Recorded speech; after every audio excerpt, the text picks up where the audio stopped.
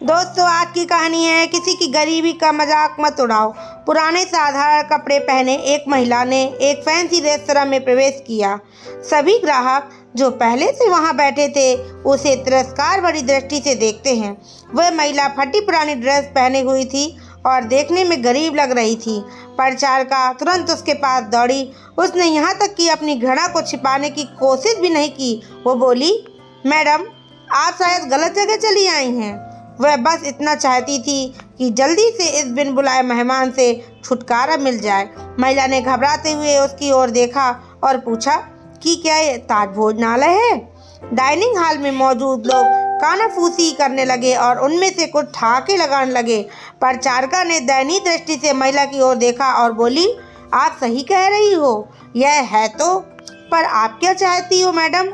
तुरंत व्यवस्थापक को बुलाओ। असंतुष्ट ग्राहकों में से एक चिल्लाया।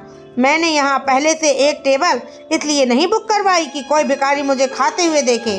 महिला ने अपना सिर नीचे कर लिया और धीरे से बोली, मैं तुम्हारा ज़्यादा समय नहीं लूँगी बेटा। मेरा केवल एक अनुरोध है कि आप इस तरफ आइए। और परिचारिका ने अनिच्छा से बुजुर्ग महिला को अंदर आमंत्रित किया। वो बस किसी तरह उसे बाकी ग्राहकों की नज़रों से दूर ले जाना चाहती थी। अगर मैं तुम्हारी जगह होती तो मैं सिक्योरिटी को बुलाकर उसे बाहर का रास्ता दिखाती। आपने देखा कि कैसे उससे बदबू आ रही है। वह एक बुरा सपना है। यह सब बोलकर वहां बैठे लोगों ने अपनी भावनाओं को बिल्कुल भी छिपाया नहीं। महिला मिठाइयों के शोकेस में गई और काफ़ी देर तक उसे देखती रही।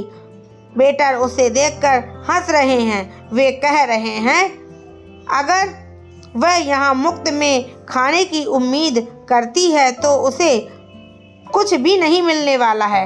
ऐसा लगता था कि महिला ने उनकी बातों पर ध्यान नहीं दिया। महिला बोली, मुझे बताओ बेटा, क्या लेमन केक को केवल आधा खरीदना संभव है?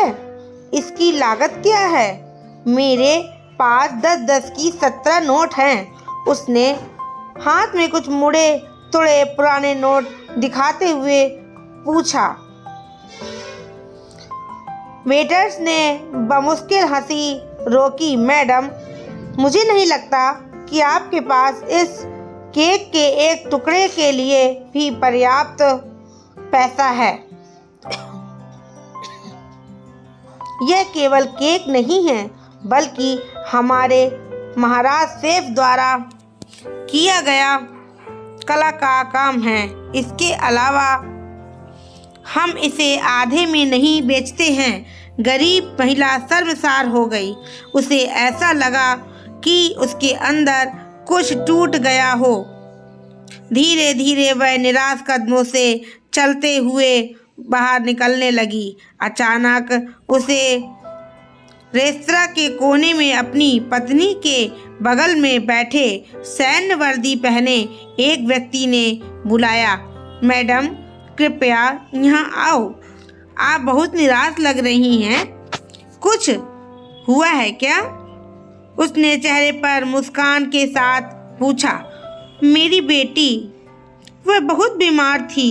जब वह बच्ची थी तो हम इस रेस्टोरेंट के पास से गुजरते थे और वह काफ़ी देर तक दुकान की खिड़कियों को देखती रहती थी। हमने एक दिन यहाँ लेमन केक खाने का सपना देखा था, लेकिन फिर वह बीमार हो गई। मेरे पति चले गए और हम दोनों का पेट पालने के लिए मुझे नौकरी करनी पड़ी। मेरे पास इलाज जारी रखने के लिए पैसे नहीं हैं, इसलिए अब मैं उसके लिए कुछ भी नहीं कर पा रही हूँ। तो मैंने सोचा कम से कम उसे ये केक ही दिला दूँ, लेकिन मेरे पास केवल 10 की ये 17 नोट हैं। इतना कहते हुए उसकी आंखों से आंसू बह निकले। बिना किसी हिचकिचाहट के उस फौजी ने वेटर को बुलाया और उसे अपने खर्चे पर महिला के लिए एक पूरा लेमन केक पैक करने को कहा। उन्होंने महिला से कहा, आज 17 साल हो गए हैं जब हमने अपने बेटे लक्ष्य को खोया था। एक कार दुर्घटना में उसकी मृत्यु हो गई थी। मैं और मेरी पत्नी कुछ नहीं कर पाए। हालांकि वह एक डॉक्टर है। आपके पास में 17 नोट हैं और मेरा बेटा 17 साल का था। ये ऊपर वाले का इशारा नहीं तो क्या है? फौजी की पत्नी ने गरीब महिला को अपना बिजनेस कार्ड दे दिया और बेटी के इलाज में मदद करने का वादा किया। जब वेटर महिला के लिए लेमन केक लेकर आया तो महिला के चेहरे पर एक कृतज्ञ मुस्कान आ गई। उसने फौजी और उसकी पत्नी को धन्यवाद दिया और वहां से चली गई। इस घटना के बाद रेस्टोरेंट में सब खामोश थे। सभी को उस फौजी ने